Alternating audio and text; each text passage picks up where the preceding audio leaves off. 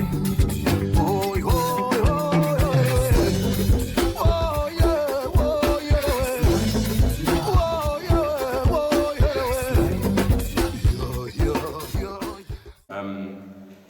name is Mark, I'm the founder of the Cerebral project, and on my right, this is Ms. Wadanai Manjuru. She's the operations. And on my right, I've got Edmo Kashiri. He's the manager and overseer of local activities. And on the far, my far left, I've got Natasha Mutua, operations and manager of the Cerebral projects, local, Zimbabwe. So I think it's just because we've got a very young team. It was just an idea. It came from idea, which is we've witnessed suffering locally, and understanding the idea of human economics, that most of people, especially in Southern Africa, disability is barely measured, if any. So we found a need for us to start the Charity Project, which is an organization that supports children living with intellectual and developmental disabilities. We operate in 3 countries, right? South Africa, Zimbabwe, and recently we've just worked on opening one in Botswana. So basically we're more of like a charity sustainable system, where we partner with local charities, we partner with local reputable organizations, so that we can provide this much needed service of disability to poverty-stricken communities. As you can see, right now we're in Highfield, working with people who are below the poverty data line. What are our objectives? Our objectives are basic. I think we all have figured out the needs of the country, the needs of the economy, where most of us are suffering economically. Could be financial, but also not forgetting the aspect of human economics. So the big idea is we support the children, whatever that's required. That's why we created what we call the 6 Pillar Project, where we try to create awareness. From awareness, and we go down to the backbone of the Charity Project, which is self-sustainable systems. I think over the years we've been donating wheelchairs, we give medication, we do food donation, depending on what is required. I think that's for us. I don't know. I'll give over to Wati maybe to say what she's doing. Thank you so much.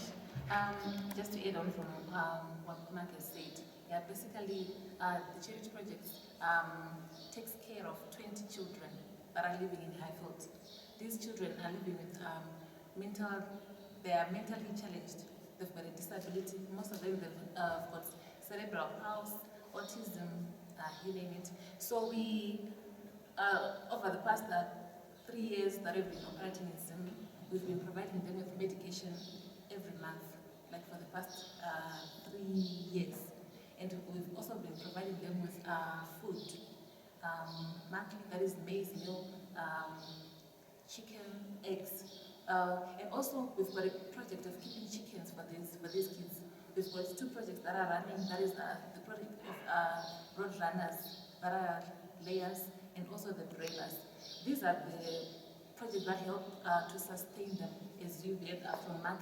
That our main goal is for self-sustainability. So we basically do those projects so as to be able to sustain those children. And what we did, why we have 20 children in Highfield, is because that was a proper research that I did. I'm based in Australia, right? So at Monash University, that's where I studied.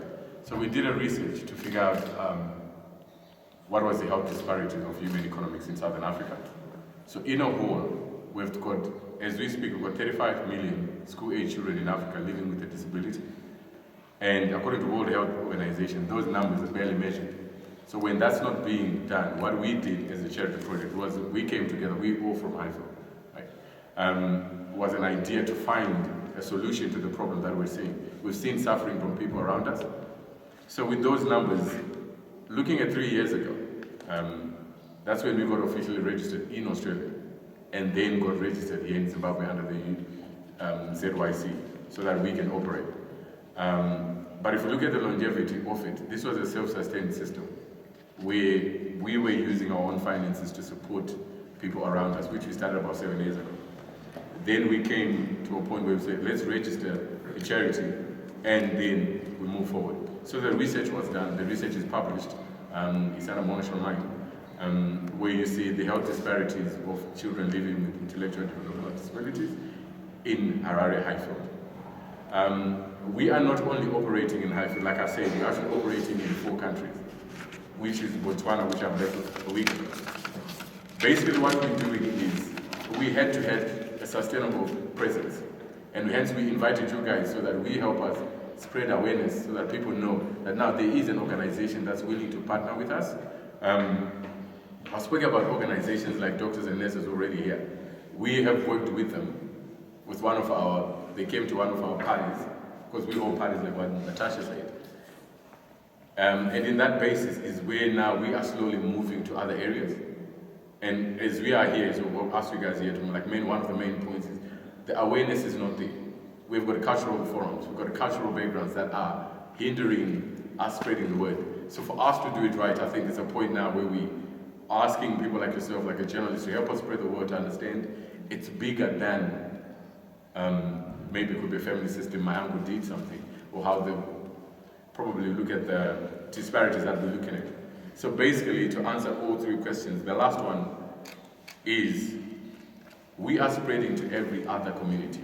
We want to be everywhere in Zimbabwe, right?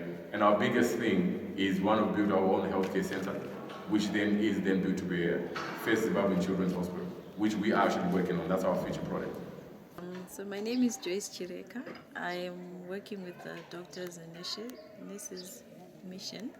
So we are a group of healthcare professionals who volunteer their time and go out in the communities for awareness programs, and sometimes we do clinics. So we're very fortunate that a lot of people have volunteered with us. We've got a team of over 50 professionals, and today we had meetings with the guys from the charity project. They work with autism, intellectual and developmental disabilities. So we've come together because we realize that it takes a village, and so coming together like this means we'll do more work.